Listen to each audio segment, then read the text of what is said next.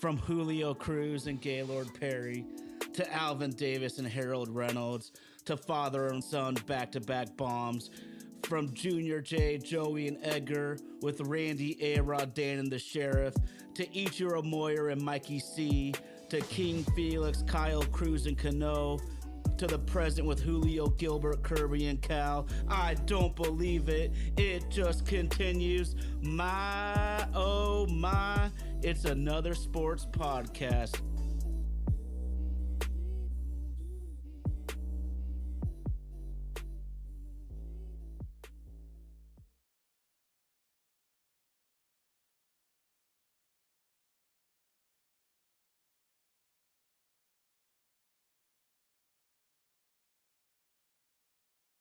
My, oh my. Our Mariners are stacking up series wins. The NFL draft is around the corner. It's WrestleMania weekend. NBA playoffs have started, and my boy Justin Thomas has won the RBC Heritage down there in Hilton Head Island, South Carolina. But of course, my oh my, it's another sports podcast. We got super producer Indy out there in Nashville, Tennessee, rocking the ones and twos. That's Vaden Podcast Services. Vaden Podcast Services bringing the show to life. Got to give a huge shout out to all our homies in the live chat. Oh, you didn't know? Yo ass better call somebody. And I'm calling you, RG. What's going on, bro? Look in my eyes. What do you see, baby? The cult of personality. I know your anger. I know your dreams. I've been everything you want to be. The cult of personality. Go to work. Let's do it, baby.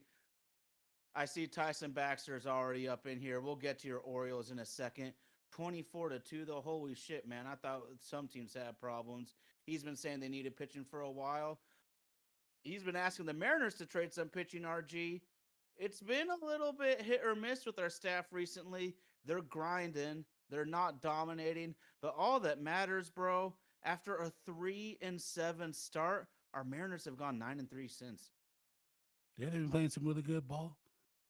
Shout out to Cal Raleig's bat for coming alive. Rosa Reina's been doing his job.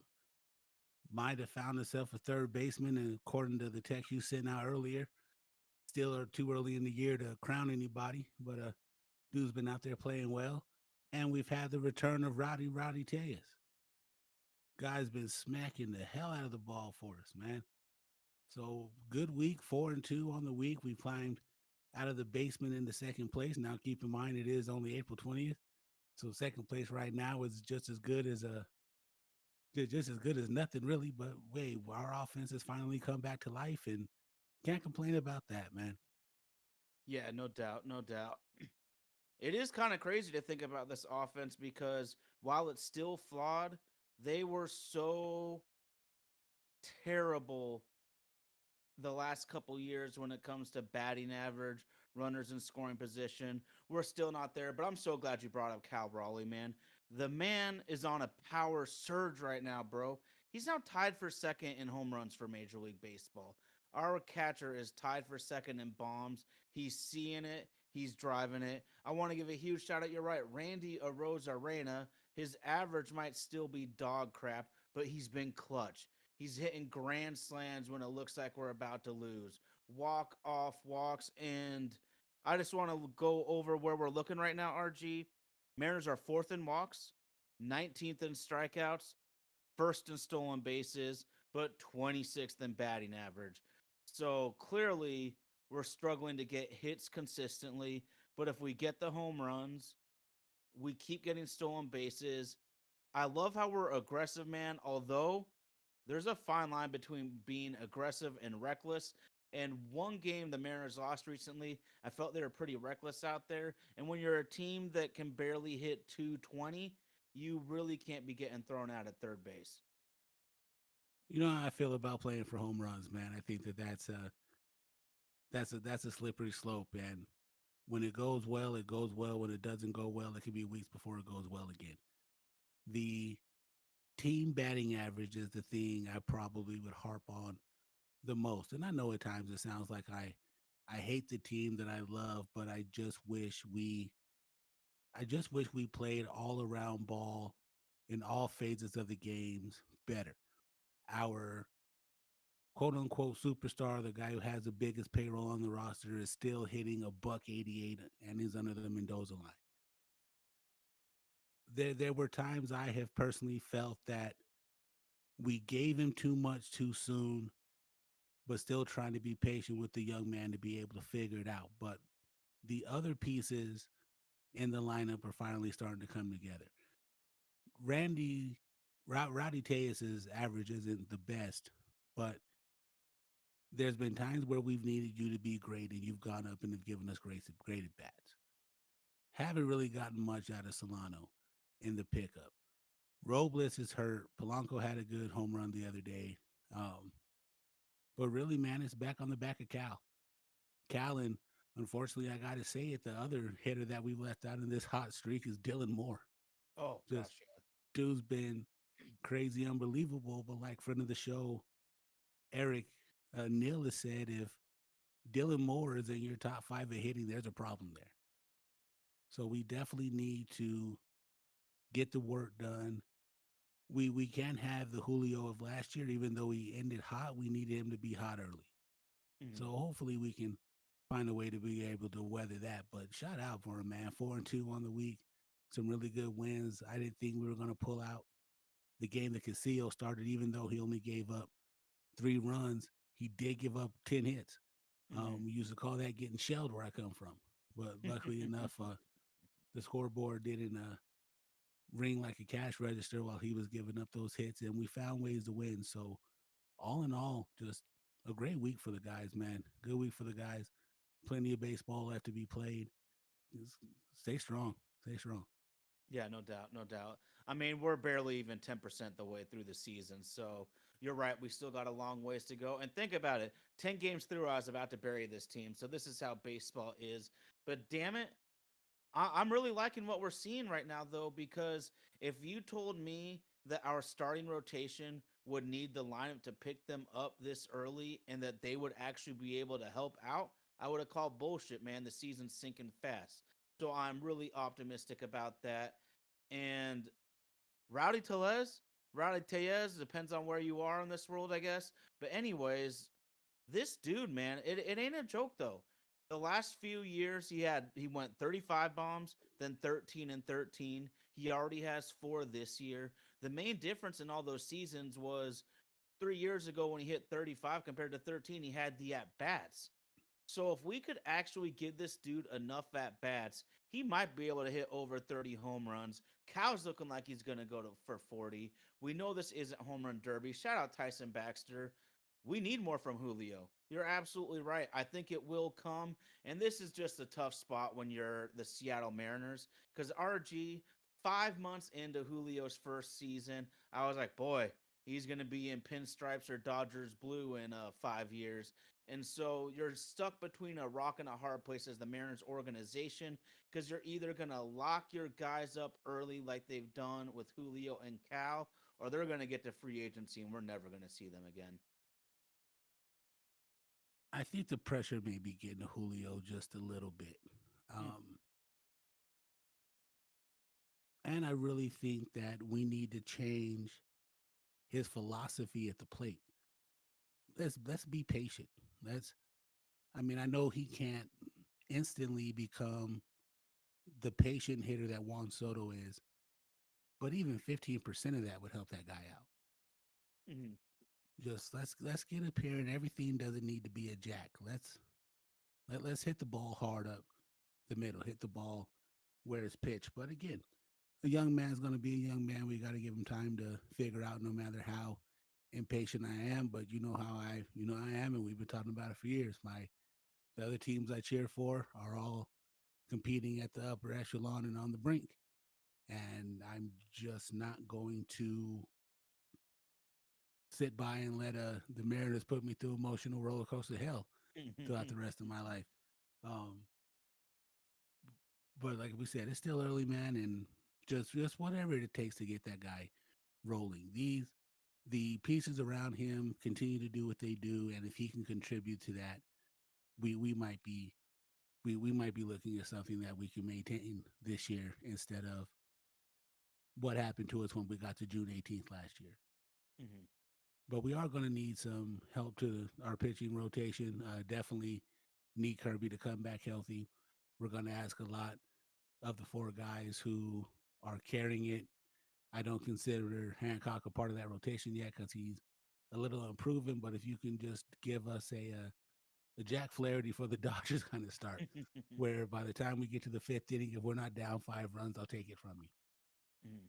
Still a long way to go, but yeah, shout out to the way that the guys have been playing, man. Shout out to the way the guys have been playing. A well deserved day off, and then hopefully those short porches in Boston can help out over the next 3 days next week. Yeah, no doubt. I mean, you got to bring your best to Boston. It's that simple. You know what's crazy too is you brought up Dylan Moore. He's probably been the second best player on the team this year, at least by position player standards. Cal, plain and simple, he's the team MVP. Cal is playing right now like a freaking league MVP, in my humble opinion. His average might not be where you want an MVP to be at, but you got to look at what a dude's doing across the diamond in totality. But I also want to touch on a few veterans who all three players have a batting average below 213, but I think they're all going to turn it around at least to a certain extent. JP Crawford, Randy Rosarina, and even Mitch Garver all averages below 213, but they all have on base percentages way above league average. JP 65 points above league average, Randy 32, and Garver 29 points above league average. I saw Garver have a couple of tough outs this weekend, including one where he nailed the pitcher right in the ass with 110 mph line drive. So there is a little hope in this lineup. We got to see the ups and downs, the ebbs and flows of baseball, man.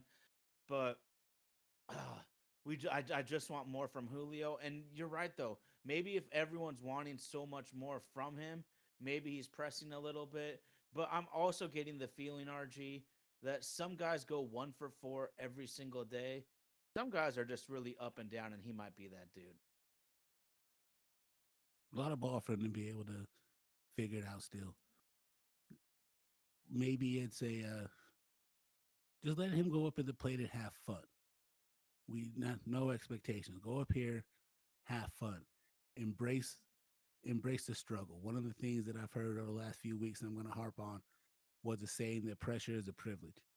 So embrace it, man. Embrace the dark time. Embrace the grind. Get in the cage. Just work on spraying the ball around the yard instead of putting it in the seats, and see what happens with your swing. Maybe there's a tick into it. Maybe he's not recognizing the pitch as well, but there's something that has to give in his. And the guy's talented. It's not like he doesn't deserve to be where he's at, but he is making a lot of money to have the slow starts that he's had. And I know he got injured last year. Maybe that's playing with him somewhat psychologically this year. Whatever it is, we just need that guy to come and contribute and see if we can keep pushing the ship forward and see where we're at towards the midway point. Yeah, no doubt, no doubt. I just want to get a little food for thought from you, man. I looked it up, and it's crazy how low it is right now, though. Major League Baseball's on base percentage is 312 right now. Yeesh. Shockingly low. And maybe I shouldn't be shocked given the way the game's played right now, but that is an unbelievably low number for on base percentage. It is, and maybe that percentage is even higher just because Tyson Baxter's team gave up 199 hits today. And if you listen softly, I think they might have just given up another one. But it's was meant to happen in the world of let's play for the 3 run home runs and try to jack everything. It's cool highlights. It's cool for those of us who are chasing basis parlays, but for the long term health of the game, because you definitely don't want kids to take that mentality, because then you're just going to have a generation of players coming up who are just looking to see if they can hit the ball 400 feet. It's not Mhm. beer league softball. There's there's money to be made hitting 330, doing what Luis Arias does, making contact, getting on base constantly. Base runners equals runs. Base runners equals runs. Walks equal runs. How many times do you see the guy get walked and then 4 pitches later he's standing on third base. Hmm. Just amazing that we have guys whose percentages are that high, and it always seems that we have 11 of one and two of the other. It would be great if we could have a balance and a little bit of more. But again, it's April 20th. Long way to go. Yeah, no doubt, no doubt. I just want to touch on the Mariners, like how they started each series, and they won each series. They went 4-2 on the week, but they lost the first game on the road in Cincinnati. They lost the first game on the road in Toronto, and I really love the shout out Mankind on WrestleMania weekend. The intestinal fortitude of this team, though, because it's really easy to be like, ah, shit, we're on the road. We lose the first game. We're not going to win the series. Blah. Fuck that. These these guys, this not might not be the most talented roster we've ever seen, but shout out to my dad and my grandpa. May they rest in peace. I see a little piss and vinegar out of this group, and I love I'm happy to see it. Maybe it's Tuesdays that are our Achilles heel. We haven't won a it. game on a Tuesday in the last 3 weeks. So maybe we should forego all games on Tuesdays. And really, in the last that span, our record on Fridays hasn't been that hot either. So maybe it's just a glitch in the matrix right now. But they are playing. I'm not gonna call it inspired, but they're definitely playing with more energy than it seems that we have are used to them playing at this part of the year. That pitching staff is definitely going to have to get healthy though, because there is going to come a time it's baseball, and we all know how this goes. Hot starts come by the dog days of summer, and then we're scratching our heads trying to figure out where it all went wrong by the 4th of July. We're definitely going to need that pitching staff to get healthy and have some series where they're the dominant forces. But until we have all hands on deck and we're playing how we're playing, I'll take it, man. I'll definitely take it compared to how we got started. There was nowhere else to go up, nowhere else to go from the bottom up. Just happy that it's worked out for us. Yeah, no doubt. But it is worrisome though. You're right, man. You start 3-7, you wonder, is this just a shitty baseball team? There's been many teams that have had a few winning years in a row and then just fall apart. And the Mariners lineup on paper, Lord knows it could fall apart still. I mean, let's be real about this. But okay, good question, Mariners Lifer. What do you think of Dan Wilson so far? I really like it. I do think we've ran ourselves out of a game or two so far, but I love the aggressiveness on the base pass, man. And we did not see that out of Scott's service. And I think that's because Scott was what much more analytically driven manager. Dan's got a little bit more of that Lou Pinella feel to him. And we talk about it a bunch, RG. Force these fielders to make good plays. Sometimes they're going to throw Yes, you out, but force them to make good plays because more often than not, when you force the issue, good things happen. I just think they got to be a little bit more judicious on how they go about it. You can't be thrown out at third base with two outs. there's a fine line between reckless and pressing the issue. So as long as we're pressing the issue and putting the pressure on the defense, it's okay. When we are out there just with the little league mentality, I heard the crack of the bat, I'm running until somebody tells me to stop. We definitely don't need any of that. And I like Dan so far, like you said, instead of letting the computer tell you how the game should be run, there's definitely more of a human feel towards what we're doing this year. And I for one, just want to see the good times keep going. We all know how baseball goes. So right now, for us to be in the position that we're in, for us to have fought the way that we have, adversity can build some character. And it seems that this team does have a lot of character behind it. It would be nice to get our superstar going. Still, April 20th, man. Can't ask for more. Yeah, I hear you. I hear you. So I asked you this question last week, and I'm going to be monitoring it all year. I'm going to monitor this all year, and it's a really tough one for me. That's why I want to get your opinion. But Ty Locklear in AAA is hitting 304 with 2 home runs, 5 stolen bases, and an 856 OPS. He is rocking and rolling down there in Tacoma. Donovan Solano's hitting 074 with 0 home runs and a 146 OPS. I repeat, I didn't say average. He has a 146 freaking OPS, but this is a guy that hasn't hit under 280 since 2016, but he is 37. You said May 1st you would start to consider a change there. Is that still kind of where you're at? Do we need to ride Solano longer since his track record's been so good? I'm at a loss, and I don't get paid a lot of money to make these decisions. Maybe that's why I'm at a loss, but this is a tough one for me. Boston series starts on the 22nd. That'll take us to the 25th. When we get home on the 25th, 26th, and 27th, another Monday off day, 2 game wham bam, thank you, man, with the Angels, then on the road to Texas. If that dude hasn't done anything by the end of that LA game, by the end of the game with the Angels, I think it's time to make the switch.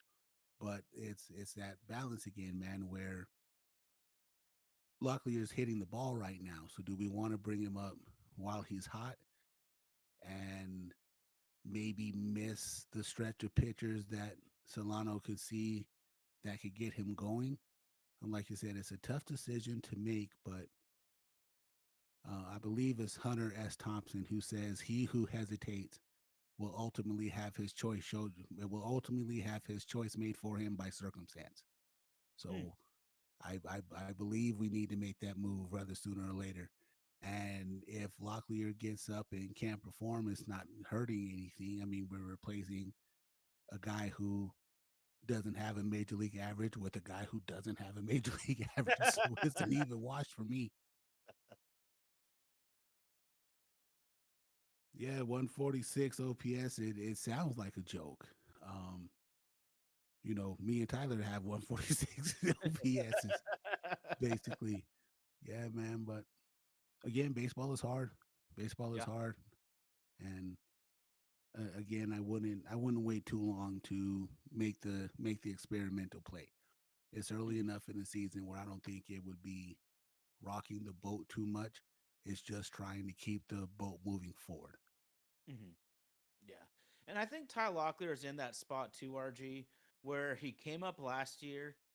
He had a little bit of success, but got exposed kind of quickly afterwards and has gone back to AAA. This is a really normal path for big league players that become successful. They come up, they get a taste, they show a little good things, then the league catches on pretty quickly and humbles them quick. They go back to AAA, kick ass and take names, and then hopefully they come up for that second time and they never look back. I really don't want to give up on Solano though because his track record's been so good, RG.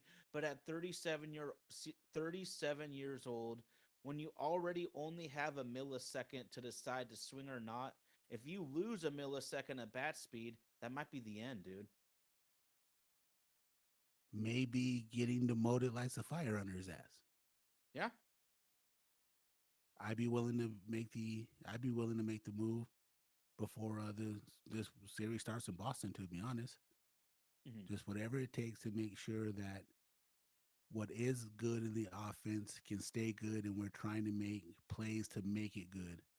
But then that's been the headache of the Mariners for the last 5 years. Is when we see something going well, it's almost like we cut off our nose despite our face to try to be smarter than what the averages are, and it doesn't really play out that well for us.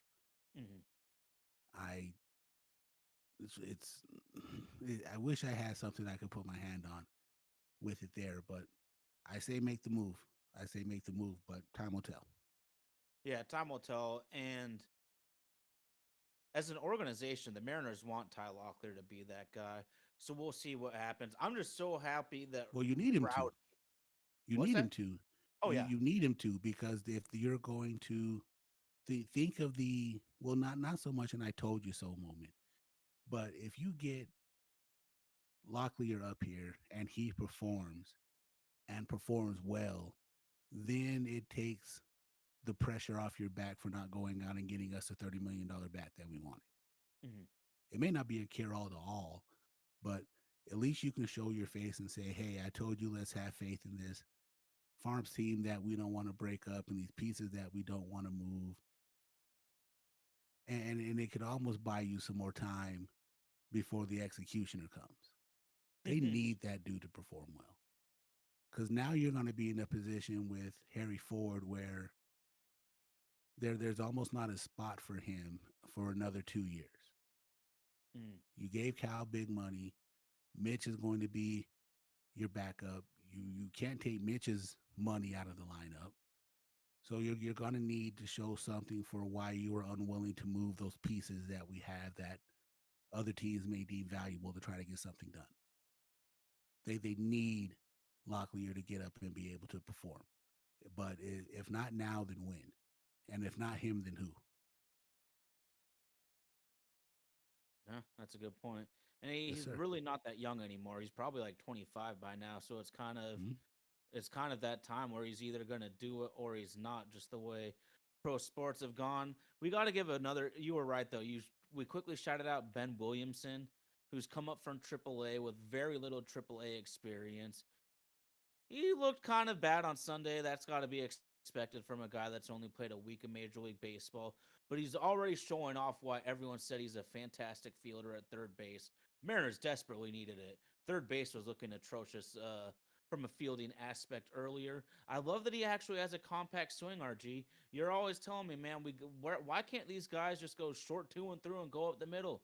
Get some singles, get some doubles. You, and he hit a bomb on Saturday, I believe. It was such a compact swing. Absolutely love it. And then, of course, the guy we've all been wanting for a couple years now. He's not coming to Seattle because he just signed for what, $500 million. Vlad Jr. hits a ball 120 miles per hour on the exit velo.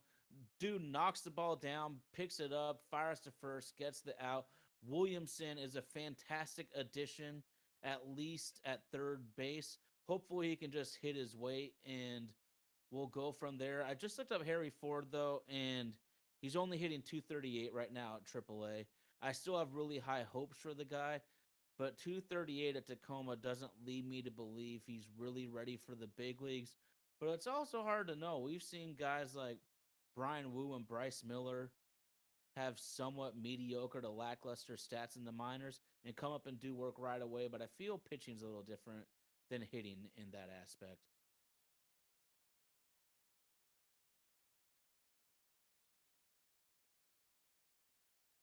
I say it's almost equal. Okay. It's almost equal. I think that facing a major league hitter probably is just as difficult as hitting one. Because if you don't hit your spots and your locations, you're going to get tagged because they're up there looking for your mistake. Um, Ford's in a very interesting situation, but again, I say we should have moved while the iron was hot and tried to get something out of him before the downfall happens. Because what you definitely don't want the guys in our farm system to do is die on the vine. Because then all that big talk about us having a top 10 farm system, if those guys aren't down there still performing well at the levels that they're at, they become invaluable. Mhm. But that's why front offices get paid what they do their jobs. And hopefully they have a good pulse on it. So guys like me and you don't sit in our studios and continue to harper them for their bad decisions. But to me, I don't think that there's anything to keep waiting for. Let's try it. Let's try it. As clutch as Rowdy has been, he's under the Mendoza line. Solano looks like he needs a tennis racket to be able to do something. Give the young buck a shot. Yeah, no doubt, no doubt. Well, it's a good problem to have right now, trying to figure out what to do with these guys. And I just don't know what the market's like in baseball. It just feels like it's harder to acquire good hitters via trade compared to maybe when we were younger in our lives as kids, etc. It feels like you either got to pay them or have them grow up in your system via the Orioles or maybe like the Dodgers do and just pay their guys. We know what side of the fence the Mariners are on. They're going to need to draft and develop. The one positive you mentioned is, damn it, we could sure use a $30 million hitter. Well, the double Mitchwich and Donovan Solano come off the books next year, and that's $30 million right there. And we know exactly what we're going to do with it. Oh Jose yeah. Abreu and Josh Donaldson. Man. But that's part of the joy of baseball as well too. Getting excited to see what happens, and then the letdown when instead of Jordans you get Jordans for Christmas. But speaking of hitting the ball, man, what the hell was going on in Baltimore today? The Orioles were in a position that I didn't know that they hadn't won back-to-back games all year, and had a chance to get a good little streak going. And then the hit parade showed up, and they kept hitting and kept hitting and kept hitting and kept hitting.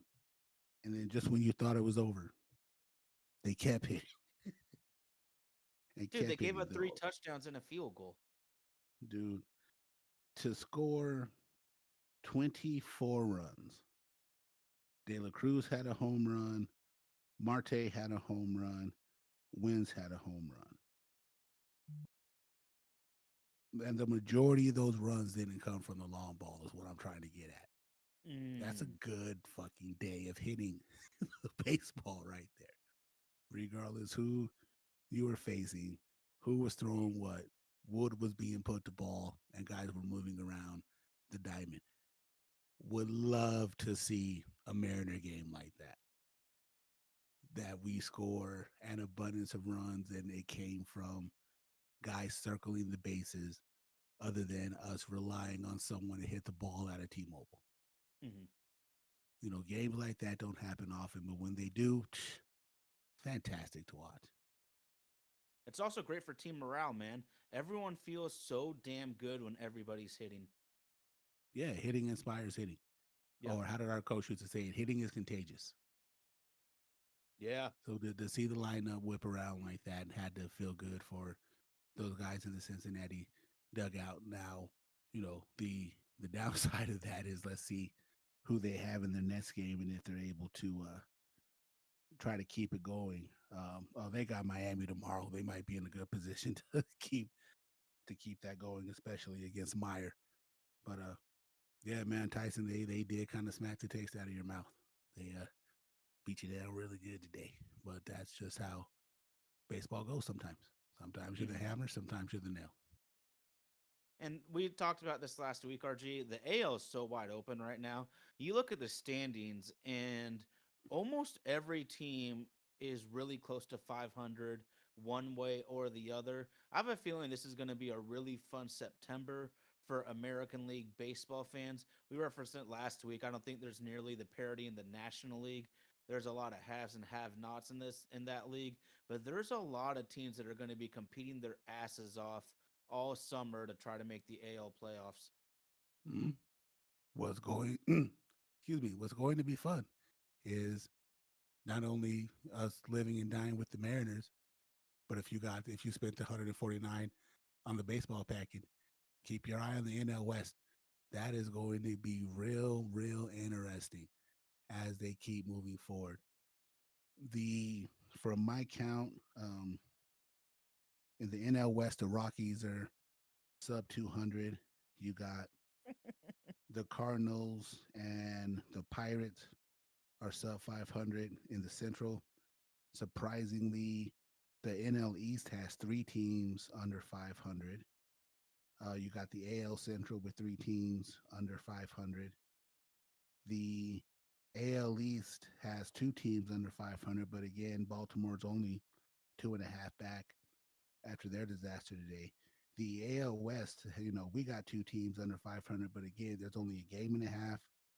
There's a one game gap between the Angels and the Astros, and the A's are only a game and a half back behind them as well too. So there's been some even baseball being played, minus the White Sox, who God knows what the hell is going on the south side of Chicago. Um, so yeah, it's still wide open for everybody. Injuries haven't run everyone rampant. Even though Luis Arias did get carted off the field tonight during Sunday Night Baseball, and prayers to him. Hopefully, he can bounce back soon. That dude is one of the overall best hitters in baseball, and a joy to watch whenever you get to see him do his thing. Um, but yeah, man, coming through the end of April, it's still anyone's chase to be had.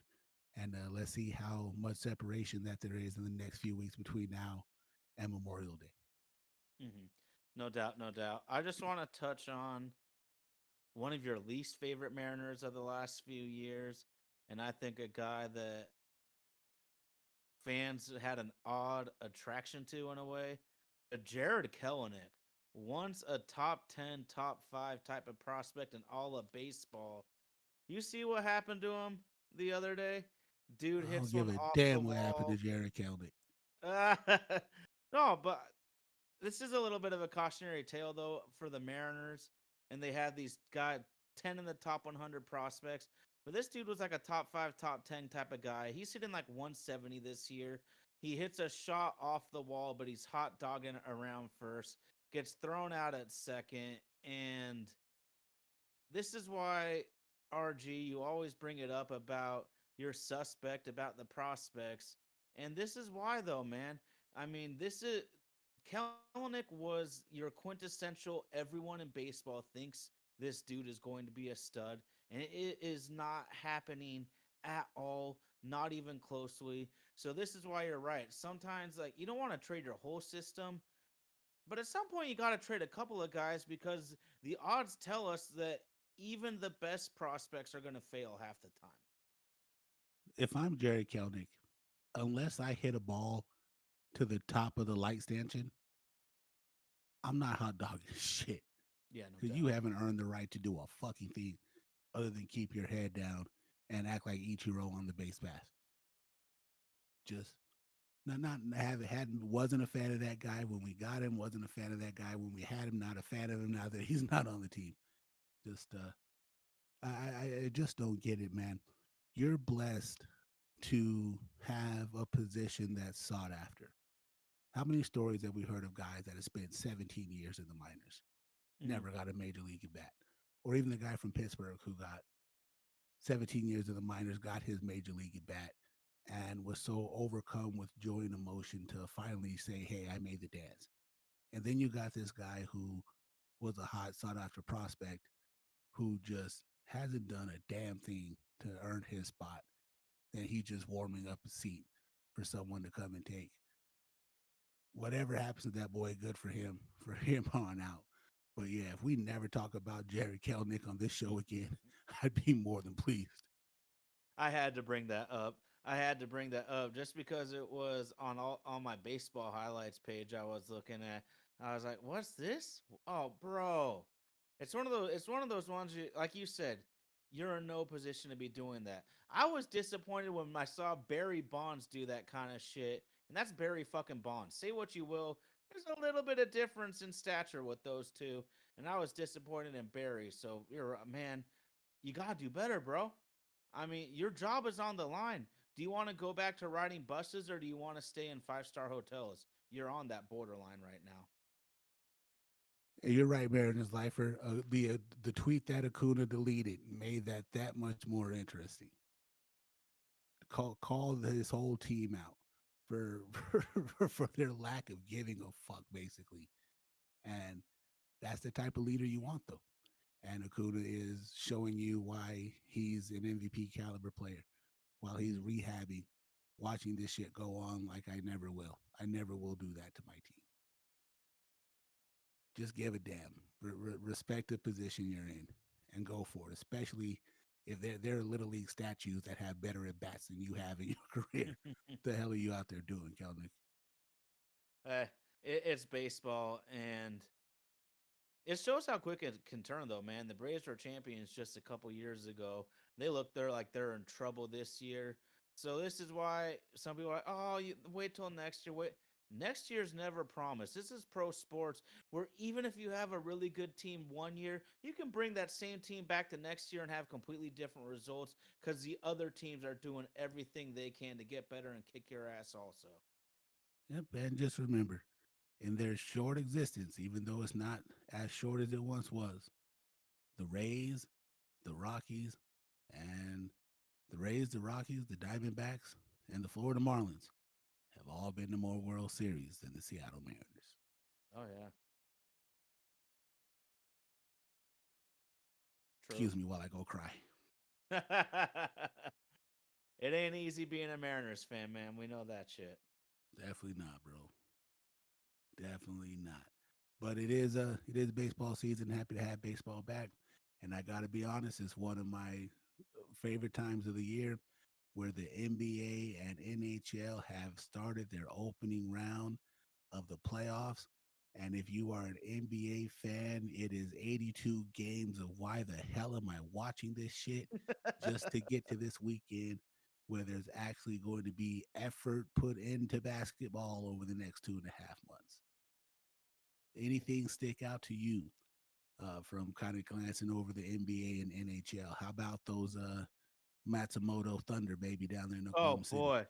Oh my gosh, is that the Thunder had maybe the biggest beatdown I've ever heard of in NBA playoffs history?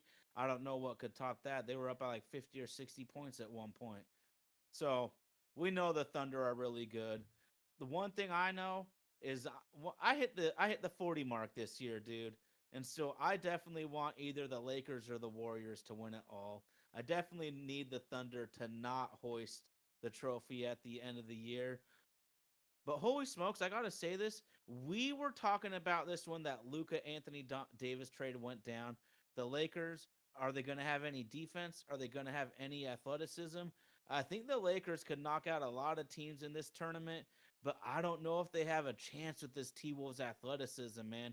This team is looking old and slow against these young and hungry T Wolves. And then, of course, the Golden State Warriors. Have you ever heard of a 7 seed being the favorite in a series over a 2 seed? But I fucking love Steph Curry and Jimmy Butler. But I want to know what you think, though, man.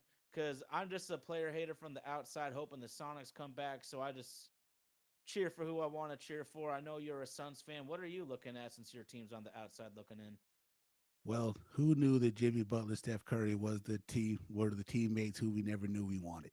in? Just just how good they've been since their acquisition. But we'll go back to you said the Luka Doncic trade.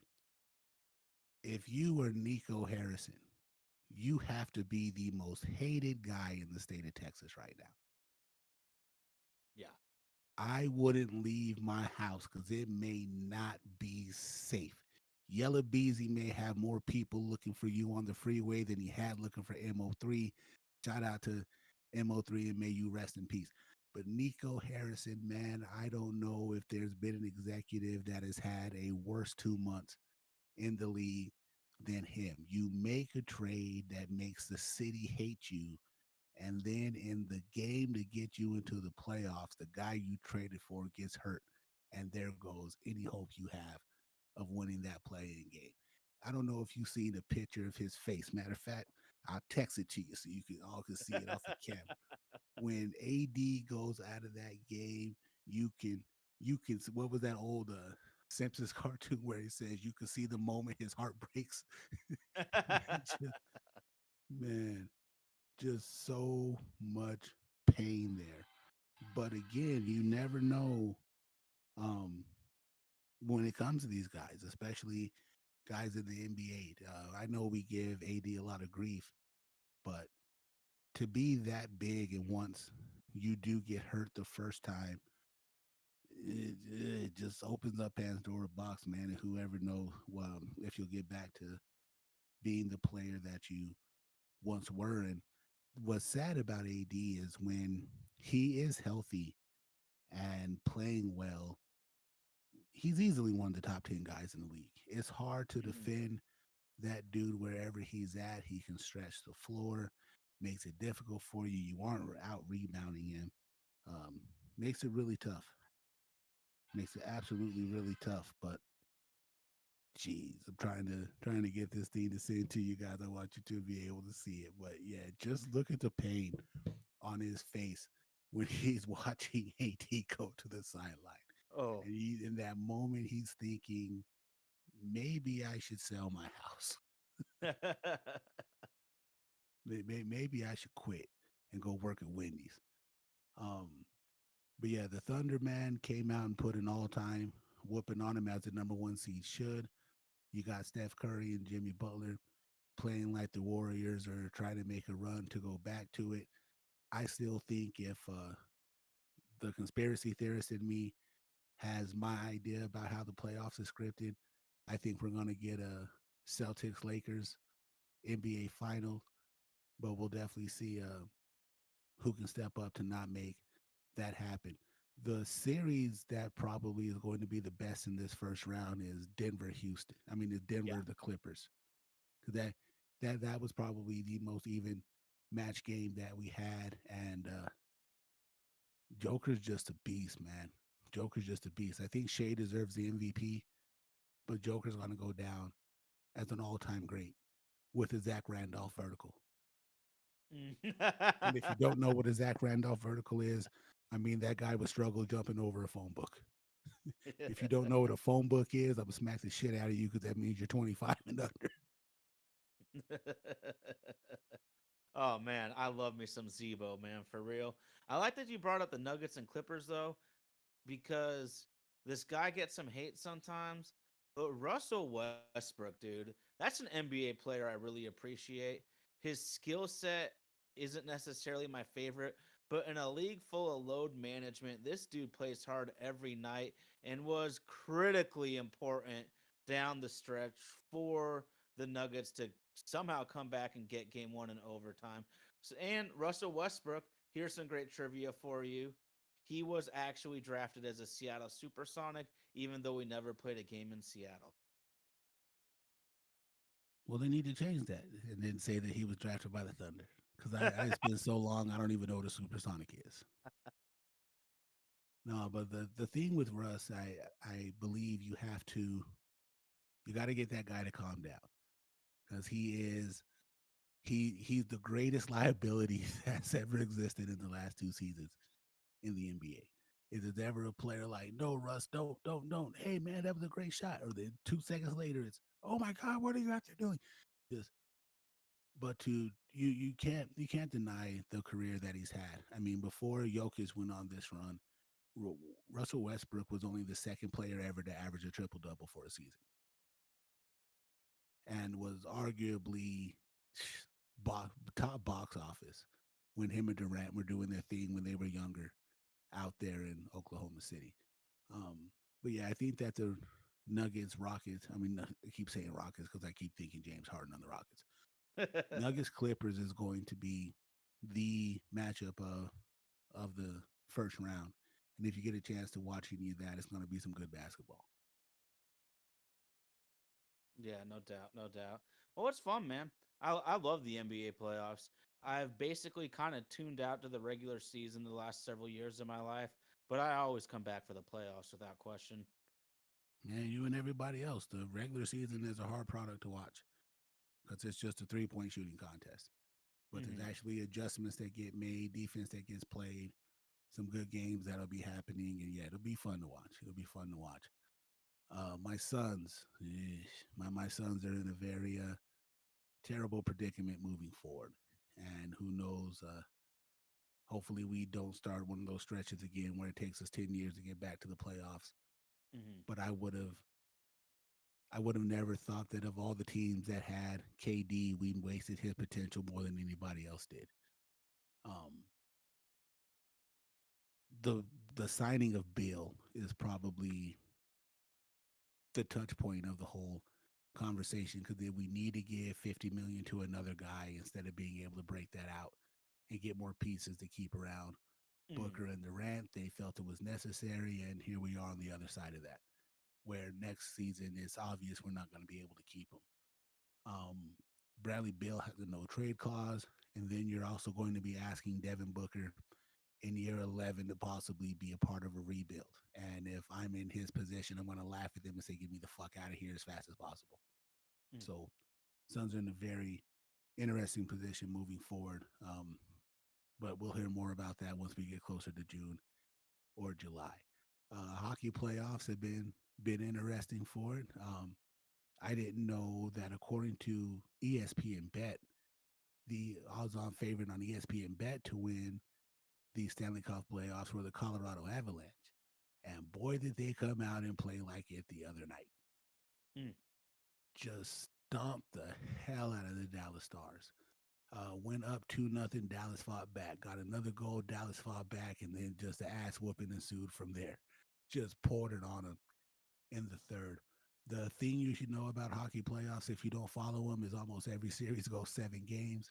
It is high paced. They are going to do a lot of hitting of each other. This is not your father's NHL. They will be putting points up on the board. And just if you get a chance, to, even if you only watch the last half of a game, since they do tend to run a little bit long with the way that their intermissions are just so long in hockey. But enjoy it, man. It is definitely a high level competition. I can't move that fast out there on skates. And it's a combination of everything. It's a combination, if you like, soccer, football, whatever you want to call it, with offsides and all that good kind of stuff. They got that. You like fighting, they got that. You like hard hits, they got that. You like high paced action, they definitely have that.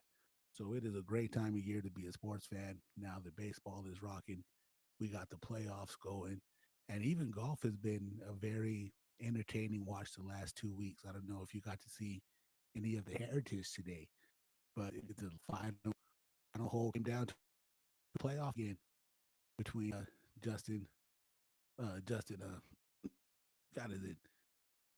Why can't I think of his name right now? Having a Justin major brain Thomas. fart. Justin Thomas. Yeah, it came down to it, and he got his first win in 3 years. And if you know anything about the secret societies in sports, they're all part of the Tiger Woods Illuminati, and Tiger Woods' boys have won each of the last 2 weeks.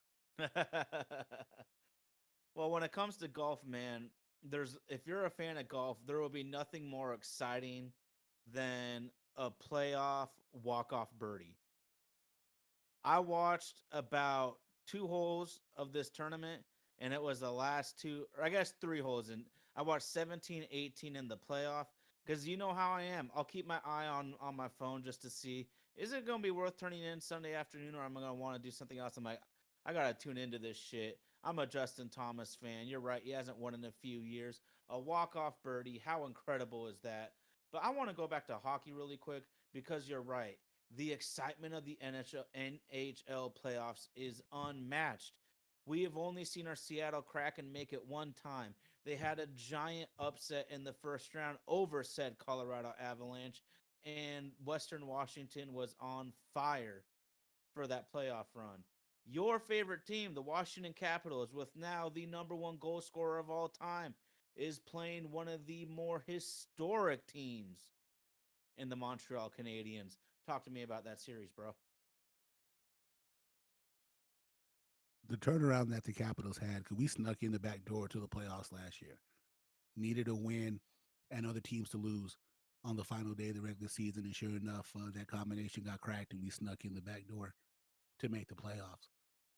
And then finished just a couple games short of the President's Cup, which is the team that has the best record in hockey, which I am on record as saying I wanted us to stay away from because a President's Cup winner hasn't won the Stanley Cup in 13 years now. So let's stay far away from that jinx. But when most people thought we were going to need to go into a rebuilding mode because we almost pulled the New York Giants where we were a little faithful to the roster that won the Stanley Cup in 18 than we needed to be, made some moves to get younger and faster, and it happened rather quickly for us. So we are the number one seed in the East, and a deep playoff run and even making it to the Stanley Cup finals, I think would be icing on the cake for the year that the team had doing what was necessary to help Ovechkin get this record. So I am definitely pulling for the Capitals. Will be rocking the red whenever we can, and the Canadians, man, they're poised to make a run. If someone is going to come out the East, surprisingly, it might be them. Carolina and Florida are the money favorites coming out of the East, but you can't sleep on one of these Canadian teams because eventually a Canadian team is going to end their drought of not having a Stanley Cup winner in a very, excuse me, in an extremely long time. And I just hope that this isn't the year, but if there is a team that can do it, it could be them. The battle of Canada is going to come down to a matchup between Ottawa and Toronto. And geographically, with them being from the same province and having a history against each other, that might be a fun series to check out.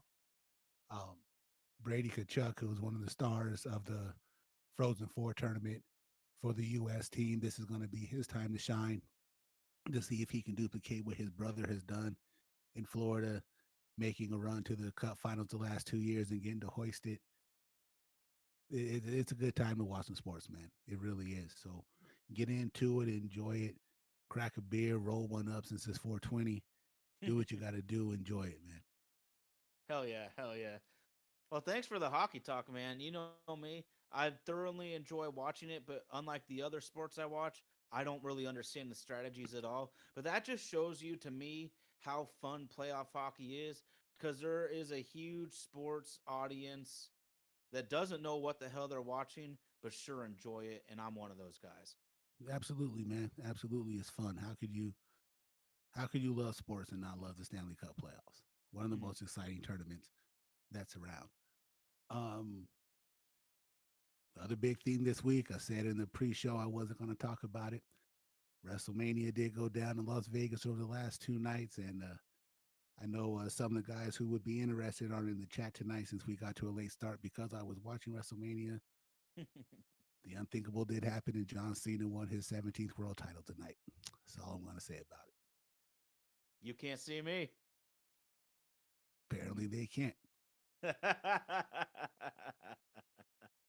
Apparently, they can't.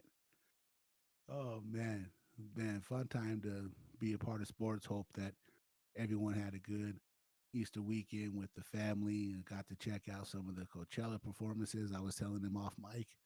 I don't think anyone's had a funner 8 day span than Travis Scott, who headlined 2 nights of Coachella, then was a part of the WrestleMania main event tonight. Just all over the map and entertaining people who follow him. Good for him. Um, Last week we talked a little bit about the Kyron Lacey situation, and after we went off air, the official news came out that he did chose to part ways with this earth under his own hands because of the things that were going on. And I think it's just sad to keep seeing these young guys find tremendous ways to leave this earth. Just very unfortunate. Prayers out to both families. Then um, believe a cornerback from Missouri State was also found deceased this weekend at 21 years old. Then we have the shootings on the Florida State campus. I want to say there was another school incident, but I don't have that here in my notes in front of me, so I'm not going to speculate over something that I can't give us actual stat about. Um, World is a crazy place, man. Just take care of each other as you go about. Keep your head on a swivel.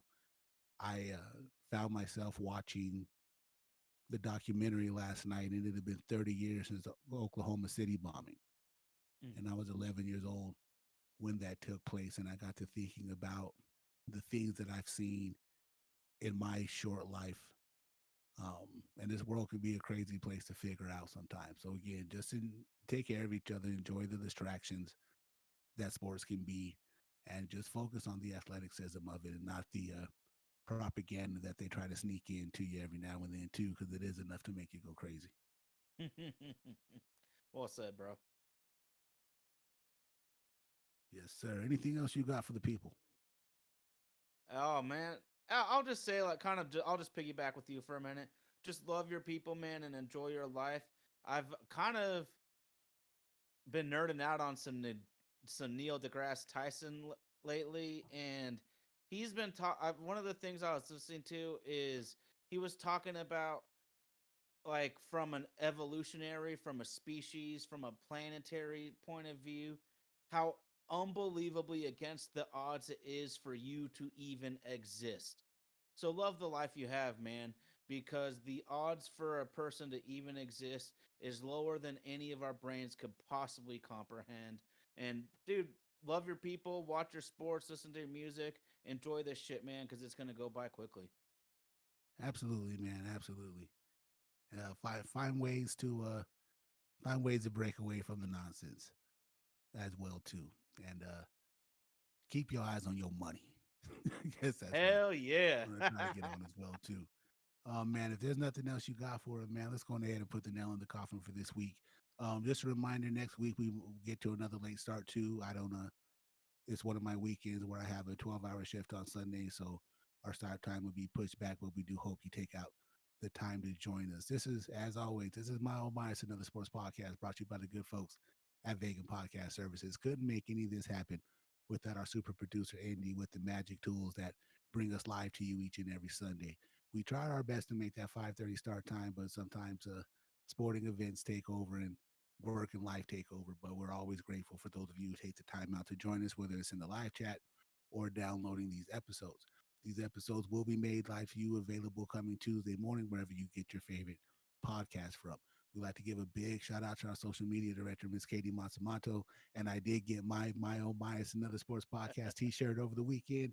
So we'll be rocking that as we move forward to it. Don't forget to follow us on our socials at YouTube, at Facebook, at TikTok, on Instagram and Snapchat as well. We try to post content throughout the course of the week just to keep you engaged with the things that we're looking at as we move forward in this sports lexicon.